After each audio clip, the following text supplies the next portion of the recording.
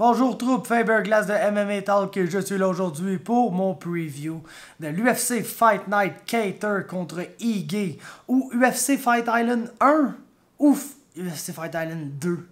Je ne sais pas trop, hein. Je pense que c'est 1 parce que l'UFC 251 il était appelé par son nom de pay-per-view, son nom numéroté, mais en théorie c'est la deuxième carte sur Fight Island, fait que c'est peut-être UFC Fight Island 2 aussi. Mais bon, on s'en fout. Je suis là aujourd'hui pour mes analyses et prédictions complètes pour cette carte-là, une carte de 12 combats que, on va se le dire, là, c'est du gros filler. Il y a littéralement 2 à 3 bons combats sur cette carte-là, puis le reste, c'est comme, vous êtes un contrat, on a des combats à donner ce contrat-là, puis ça donne que ça tombe sur ce jour-là. Beaucoup de combattants internationaux, des gars qui ça fait longtemps qu'on n'avait pas vu. Il y en a là-dedans qui ont pogné le coronavirus, qui se sont blessés. Fait que là, il y a comme plein de nouveaux. Il y a des combats qui ont été bookés à la dernière seconde, pour comme faire une carte qui a plus que 8-9 combats. Et puis ça donne ce que ça donne, c'est pas vraiment fameux. Ça va peut-être être drôle par exemple. Peut-être ces combats-là vont être drôles, vont donner de la bonne action, même si ça sera pas haut niveau. Mais ça se peut aussi que ça soit un complet shit show. C'est ce qu'on va voir, c'est mercredi soir. Mais je pense que s'il y a une affaire qu'on peut être certain que ça va être bon, c'est le main event. Je comprends que c'est pas des très gros noms, tu sais, Dan Ige, surtout, n'est pas vu comme un main event fighter, là, dans l'UFC, il vient tout juste de faire sa marque dans la division en battant Edson Barboza, puis encore là, je pense pas que c'est une décision qui faisait l'unanimité. Donc, c'est ça, man, c'est pas un gros nom, mais ça va être un bon combat contre Calvin Kattar, qui lui est peut-être un peu plus un legit main eventer. Puis quelqu'un que j'avais très hâte là, de voir dans des 5 rounds parce que j'ai comme le feeling qu'il est fait pour ça. J'ai comme le feeling que c'est un 5-round fighter. C'est quelqu'un que plus le combat avance, plus il réussit à avoir ses rigs debout puis à être vraiment excellent, écoute. Donc, est-ce qu'il y en a du match-up? C'est sûr que, pour simplifier ça, là, si le combat reste debout, Calvin Kattar va assurément gagner. Si le combat va au sol, Dan Ige a des bonnes chances de gagner. Qu'est-ce que je pense qu'il va arriver? Je pense que c'est pas mal Calvin Kattar qui doit être favori ici, là, parce que il est très bon debout, on l'a vu, la manière qui justement qui est capable d'être très patient, de prendre ses reads, puis quand il a ses reads, quand il sent qu'il a le dessus sur son adversaire, ben c'est là qu'il va commencer à lancer plus en combinaison, être beaucoup plus dangereux. Il est capable d'être un striker, tranquille et stratégique, qui se bat un plus slow pace, puis qui lance ses shots, va chercher ses points, s'assure d'être en bonne posture sur les scorecards, de scorer fréquemment, et ça sans nécessairement chercher le finish. C'est pas un gars qui va courir tant après un finish. Ça semble assez confortable à gagner des décisions, mais c'est tellement un bon striker que quand il a ses reads, on dirait qu'il sait quoi faire, puis le finish vient tout seul. C'est quelqu'un qui va aller chercher des KO le plus fréquemment qu'autrement, et tu sais, on l'a vu le faire ça de plus en plus tôt là, dans le combat face à Jeremy Stephens notamment, mais c'est son combat contre Zabit, moi, qui me... Vraiment, je pense plus vers les yeux que jamais là, sur le cas de Calvin Kattar. Bien que je l'avais favorisé dans ce combat-là.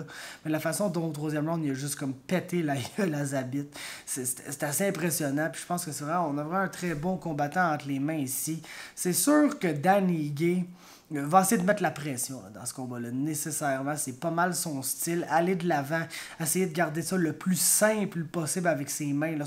Sa boxe est beaucoup améliorée.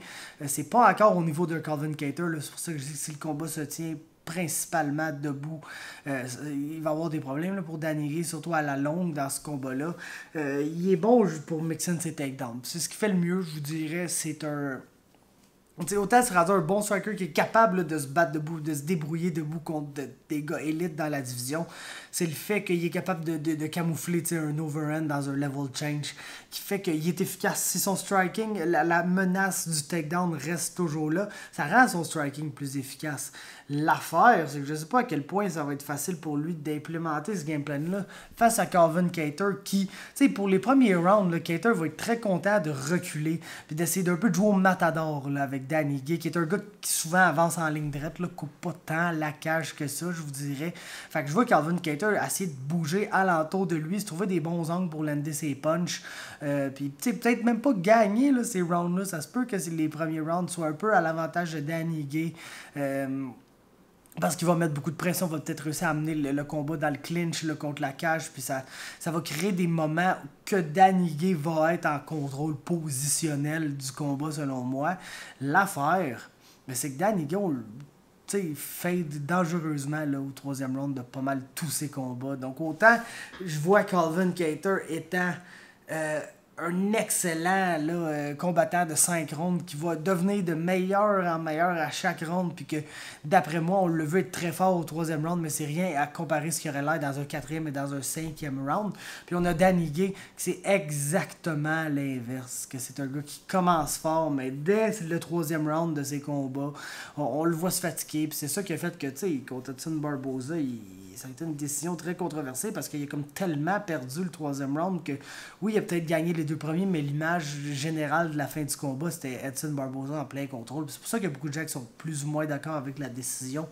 Donc, garde. Je pense qu'on va avoir le droit à un combat serré dans les premiers rounds, peut-être un peu à l'avantage de Danny Gay, bien que je vois Kattar quand même avoir du succès. Et puis plus ça va avancer, plus Calvin Kattar va avoir ses reads, puis va avoir un adversaire fatigué devant lui qui sera plus capable de mettre autant de pression ou plus capable de mettre de la bonne pression. Parce qu'à un moment donné, si t'es juste très fatigué et tu continues à courir après ton adversaire, c'est plus toi qui es ouvert que ton adversaire. T'sais. Donc j'ai Calvin Kattar par TKO au 4e round dans ce combat-là. Je pense qu'il va être capable de finir ça dans les later rounds. Ensuite, oh my god, man, ce combat-là, écoutez...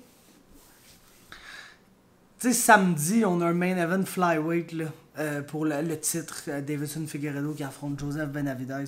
Puis il y a un autre excellent combat flyweight sur cette carte-là, c'est Askar Askarov contre Alexandre Pantoja. Puis tu sais, ils sont sur la main card, oui, mais c'est tellement ce genre de combat-là qui mérite d'être un co-main event. Puis là, on se retrouve avec un co-main event flyweight sur cette carte-là, puis c'est littéralement Tim Elliott contre Ryan Benoit. Puis man, c'est sûr que si c'est ces combats flyweight-là que tu mets, ben...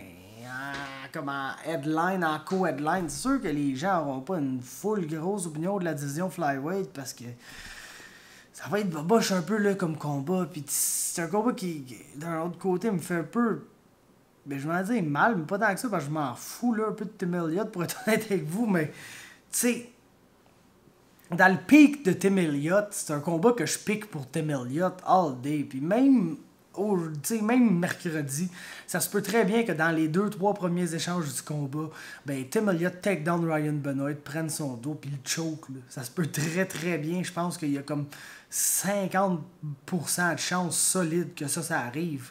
Mais l'autre 50% de chance, c'est juste Tim Elliott qui a il y a des bons moments parce qu'il est funky un peu avec son mouvement, puis il mixe bien ses takedowns avec ses strikes, puis de la manière qu'il bouge étrangement, ça fait que des fois, tu penses qu'il va arriver avec une strike, puis il arrive avec un takedown, puis ça mystifie un petit peu ses adversaires. Le problème majeur, c'est que, tu sais, Ige a du cardio pour 3 rounds, 2 rounds et demi. Tim Elliott a du cardio pour 1 round, c'est un site, puis c'est comme... Pas aucun doute qu'il va gagner le premier round. Il y a des bonnes chances qu'il gagne le combat dans le premier round par soumission. Il l'amène au sol, il soumet tout de suite.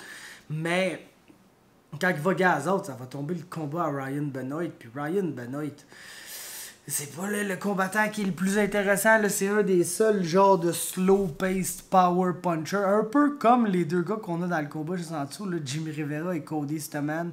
Peut-être même moins actif encore qu'eux. C'est quelqu'un que...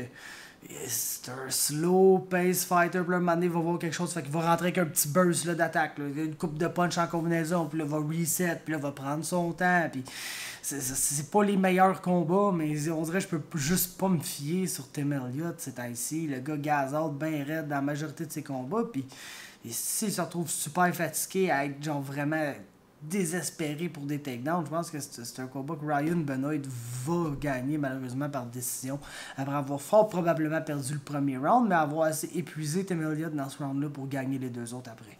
J'ai donc Ryan Benoit par décision. Ça nous mène à l'autre combat qui, tu sais, aurait 100% dû être le co-main event de la soirée. Puis, tu sais, si il avait mis un combat flyweight de moins grande envergure, mais plus intéressant dans le co-main event, j'aurais dit, ok, je comprends. Parce qu'on s'entend, Jimmy Rivera face à Cody Stamann, c'est un mirror match.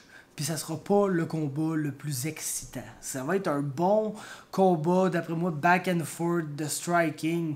Mais c'est pas des gars qui sont sais, oui, Jimmy Rivera est puissant, mais si tu donnes pas un finish sur un plateau d'argent, c'est pas le gars qui va sauter sur un finish. Puis Cody Stamann aussi, c'est pas mal une decision machine. Bien qu'il est très efficace là, dans tout ce qu'il fait, c'est vraiment deux combattants très efficaces avec des styles semblables. Tu sais, pas trop de pace. Ben, Cody Stamann garde un meilleur pace, je vous dirais, que Jimmy Rivera. Lance peut-être un peu plus que Jimmy Rivera.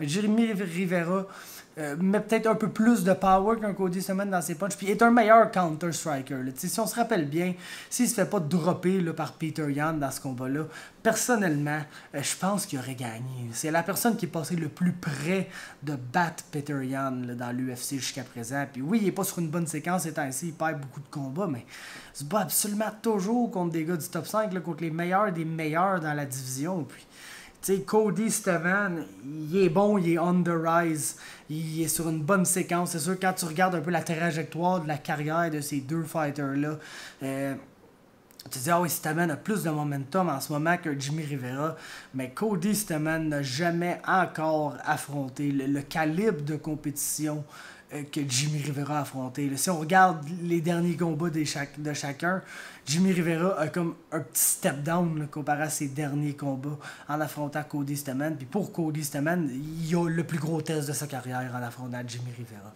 Fait qu'il est à deux combattants très semblables qui garderont, tu sais, comme je dis, Stamann a peut-être un peu plus de pace que Rivera, mais c'est pas un pace super rapide que t'es genre la différence dans le pace que les deux gars aiment travailler est tellement flagrante que j'ai pas le choix d'y aller pour lui qui a la plus grosse pace. C'est vraiment minime comme différence. Puis le fait que Stamann va sûrement vouloir essayer de pousser son pace, qui est un peu plus rapide que celui de Rivera, va faire que ça va être lui qui va lead.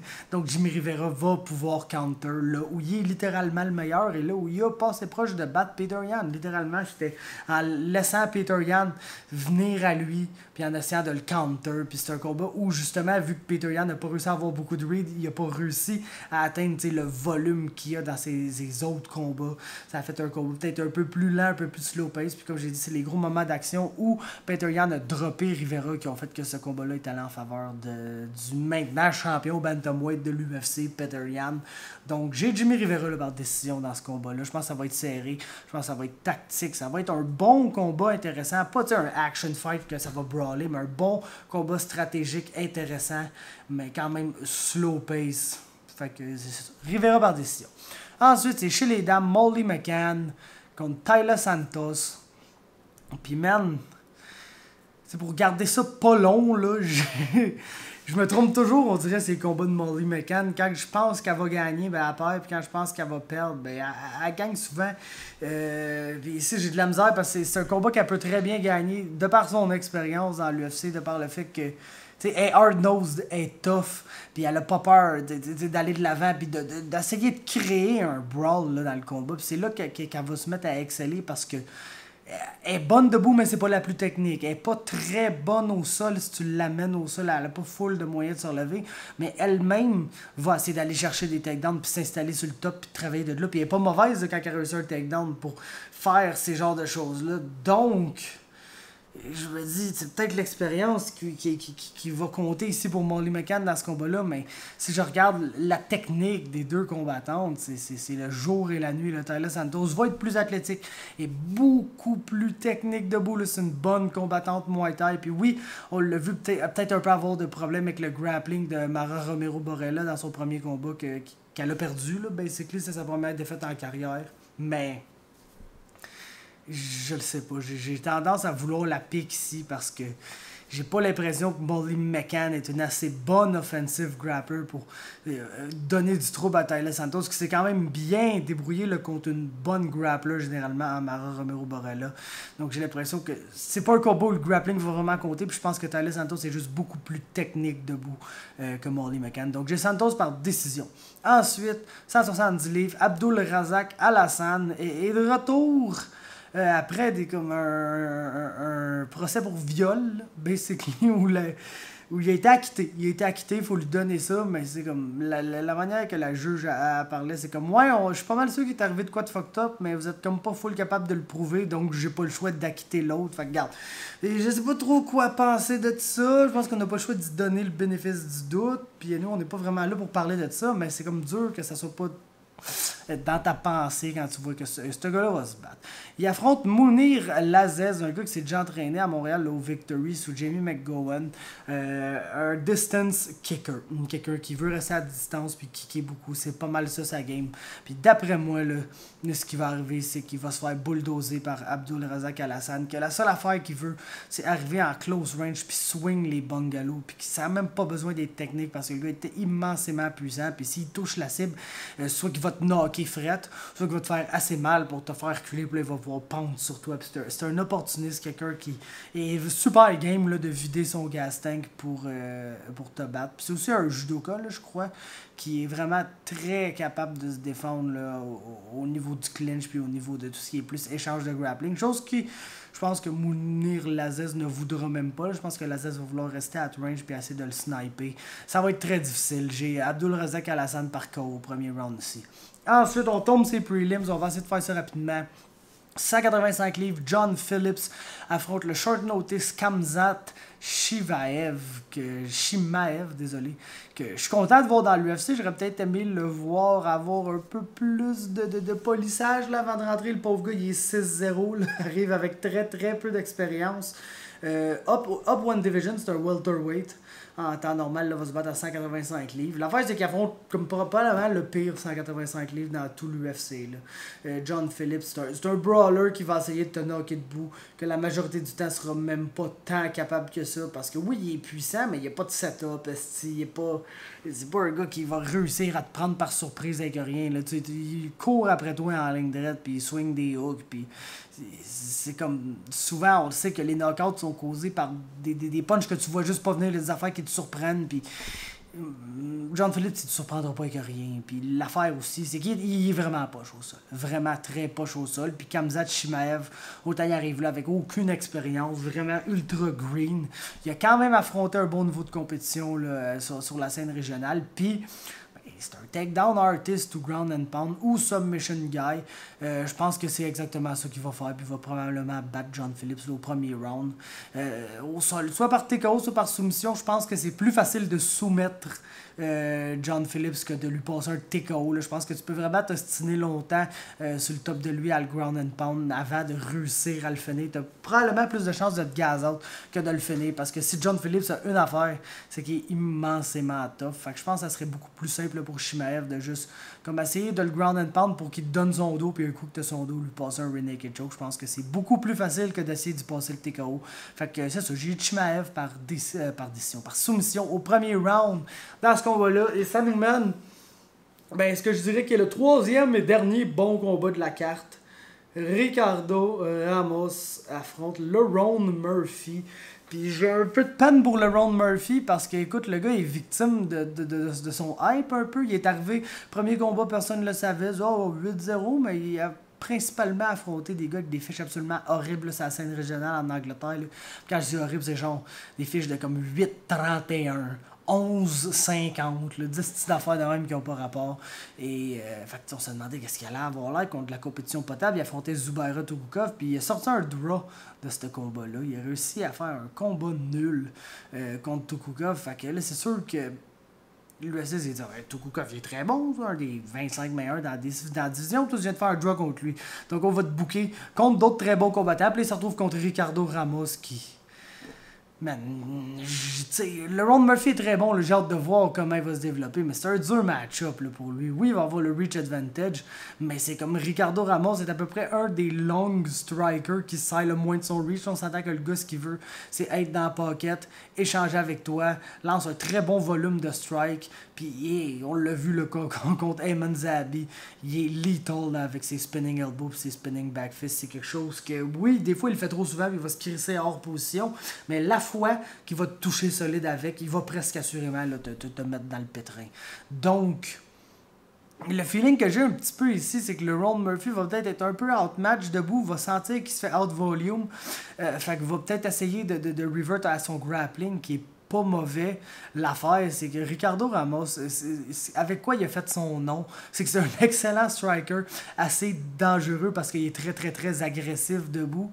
Et puis quand tu décides de juste changer le momentum et de l'amener au sol, ben, tu te rends compte que c'est aussi un très bon grappler, très agressif, qu'il soit sur le top ou en dessous, qu'il y a des bons sweeps, il y a des bonnes soumissions d'en dessous. Donc j'ai comme l'impression que Lerone Murphy, il est un peu over his head là, ici. Là. Il est comme booké comme étant un gars qui n'est pas encore rendu là. Je pense que c'est un très bon prospect. C'est quelqu'un qui peut faire beaucoup de bruit dans cette division-là plus tard. Mais présentement, là, il n'est pas encore rendu là d'affronter un Ricardo Ramos et de gagner ce combat-là. Ça se peut qu'il soit compétitif, mais j'ai quand même Ramos par décision. Ensuite, 205 livres, deux nouveaux, Modestas Bukauskas, le champion Cage Warriors, affronte Andreas Michailidis, un grec de Athènes, tabarnouche, un vrai de vrai grec de Athènes, un philosophe and shit. Mais bref, Bukauskas, c'est vraiment étrange comme combattant parce qu'il y a un super beau jab, mais il n'y a absolument rien d'autre. Il y a peut-être un low kick. Il lance un low kick une fois de temps en temps, mais c'est comme quelqu'un, tu vois travailler avec son jab, t'es genre, oh, ça a l'air d'un très bon striker technique, la manière qu'il utilise son jab, c'est très beau. Puis là, finalement, tu checkes le combat un peu plus, tu te rends compte qu'il n'y a même pas une straight là, en arrière de son jab, il n'y a même pas une cross en arrière de son jab, il n'y a même pas genre rien en arrière de son jab, il y a juste un jab. Puis ça fait qu'il va, tu sais, à light heavyweight, c'est capable d'avoir un jab et de bien travailler en arrière avec ton jab, tu vas gagner beaucoup de combats. Mais Andreas Michailidis, c'est un esti de malade mental. C'est comme un gars qui aime encore plus les spinning techniques que Ricardo Ramos, mais il est pas bon dans les spinning techniques. Mais il les aime pareil, puis il les essaie pareil, puis tabarnouche. J'ai comme l'impression qu'autant que techniquement, ça sera pas le meilleur combattant, le fait que Bukauskas c'est pratiquement juste un jab, il réussira pas à faire mal à Michailidis. Puis Michailidis, c'est un fou furieux qui va un peu à la John Phillips courir après lui en swingant des hooks. Puis c'est comme plus que tu montes en poids, plus que cette stratégie-là d'être zéro technique et 100% agressif a tendance à marcher. Donc j'ai juste l'impression que Bukauskas va peut-être avoir du succès là, placer son jab, circle, petit low kick, puis va gagner ça jusqu'à temps qu'un moment donné, ben, Michailidis trouve une mini ouverture rentre, puis t'as le knock ben raide. Fait que j'ai Michailidis KO au premier round dans ce combat-là. Ça nous mène à un combat chez les 145 livres, de retour chez 145 livres, Jared Gordon face à Chris Fishgold. Puis ça, c'est pas compliqué. C'est deux gars que s'ils veulent gagner, là, faut qu'ils aillent de l'avant, faut qu'ils soient agressifs. Parce que sinon ils ne gagneront pas, tout simplement. Puis je vois pas comment Chris Fishgold va réussir à back up Jared Gordon. Parce que Jared Gordon, il lance tellement de volume en avançant. Puis c'est un autre là, qui coupe pas à cache pantoute. Il te court après sans arrêt pendant 15 minutes. Mais il a le cardio pour le faire. Il lance un volume de strike qui est assez important. Puis wrestle relativement bien. C'est sûr que souvent, quand tu lances du volume comme ça, tu s'exposes un peu au reactive takedown. Je sais pas si Fishgold est assez bon justement sur le reculon pour lander ces reactive takedowns-là. Fishgold est un bon lutteur, mais c'est un bon lutteur quand il va de l'avant, qu'il met la pression et qu'il est capable de set up son takedown avec ses mains. Je sais pas s'il est capable de bang, shooter un reactive double puis de vraiment changer le pace. Fait que comme je dis, c'est le gars qui va aller de l'avant qui va gagner ce combat-là. Puis je vois vraiment mal Jared Gordon ne pas aller de l'avant dans ce combat-là. Fait que j'ai Jared Gordon par décision. Ensuite, 125 livres chez les dames, Diana Belbita contre Liana Jojua. Diana Belbita va faire le Jared... Il y a beaucoup de Jared Gordon sur cette carte-là. Hein? Diana Belbita, c'est probablement la Jared Gordon féminine. Va avancer. Elle a un popé jab elle aussi, mais va avancer en lançant un paquet de volume. Super susceptible au takedown, mais capable de se relever relativement bien, comme on a vu contre Molly McCann. Puis écoute, Liana Jojua, là, c'est pas mal dans le plus bas calibre que tu vas retrouver dans l'UFC. Fait que j'ai l'impression que même si elle serait capable de take down Diana Belbita de façon répétitive, je la vois pas être capable de la garder au sol. Puis je pense que Belbita va finir par l'overwhelm puis la battre par TKO à quelque part au deuxième round. Ensuite, 135 livres, Jack Shore, Aaron Phillips, qui est de retour dans l'UFC. Drôle d'histoire, le gars qui était vraiment arrivé dans l'UFC jeune, a perdu 2 combats, s'est fait couper, a été affronté Chris Gutierrez, je pense que quelque chose qui est un title fight, là, c'est la scène régionale, puis il a perdu par injury, TKO injury à la fin du 3e round, et puis là, il est disparu pendant 3 ans. Il est revenu, il a gagné 5 combats consécutifs, il se retrouve avec une fiche de 12-3, puis il a refait son chemin jusqu'à l'UFC. Puis il affronte Jack Shore qui va le take down puis le soumettre. Basically, c'est ça le read sur ce combat-là. Aaron Phillips est bon at range, principalement un range striker qui est surprenant dans le clinch. Quand tu réussis à l'amener dans le clinch, l'un des bons coups de coude, l'un des bons coups de genou, mais pas la plus grosse takedown defense, pas le meilleur des grapplers. Puis Jack Shore est quelqu'un qui est assez bon avec ses mains, mais principalement ce qu'il veut, c'est aller chercher un takedown, puis te bardasser au sol jusqu'à temps que tu sois tanné, que tu lui donnes son dos, puis qu'il te choke. Puis je pense que ça va arriver à quelque part au 3e round. J'aimerais ça voir Phillips avoir du cage time, voir ce qu'il va être capable de nous montrer dans son 2e UFC stint, mais ça c'est pas un bon match-up, c'est contre quelqu'un qui va probablement le battre assez facilement. Fait que j'ai Jack Shore par soumission au 3e round ici. Donc vous en reste un dernier combat de la soirée, c'est deux nouveaux 205 livres, ça a été fait sur super short notice. Kenneth Berg affronte Jorge Gonzalez. Kenneth Berg c'est le Norvégien avec des tatous dans la face là, qui a déjà été au Contender Series et à Tough. Il a perdu les 2 fois. Par exemple, Tough, ça n'a pas compté sur sa fiche. Pour Contender Series, il a perdu contre Antonio Trocoli qui a fait pour un paquet de stéroïdes. Donc, c'est devenu un no contest. Donc, garde sa fiche invaincue là, de 8-0 avec un no contest. Avant Jorge Gonzalez, qui a peut-être des bonnes chances si le combat reste debout, mais c'est le genre de combat que je vois Berg juste réussir à l'amener au sol au premier round pas le soumettre. Kenneth Berg, c'est pas compliqué. Quand il gagne, c'est par soumission parce que c'est un meilleur grappler que son adversaire. Puis quand il perd, c'est par soumission parce que c'est un moins bon grappler que son adversaire. Donc je pense que c'est pas mal. On doit pas mal se fier sur le fait que ce combat-là finit au sol. Puis j'ai aucun doute que Kenneth Berg est un bien meilleur grappler que Jorge Gonzalez ici. Donc j'ai Kenneth Berg par soumission au premier round. Ça conclut mes analyses et prédictions pour cette magnifique carte de filler complet du mercredi soir entre 2 autres cartes. Puis c'est ça. Ça a eu lieu. Si vous êtes content de mon petite analyse ici, laissez-moi un petit like. Soyez bien gentils avec ça. Faites-moi part de vos commentaires aussi si vous en avez. Parce que même moi, j'avais pas grand-chose à dire là-dessus, on dirait. Et puis, c'est ça. Abonnez-vous à MMA Talk sur Facebook, sur YouTube, Instagram, toute la patente. Et puis, on se parle une prochaine fois.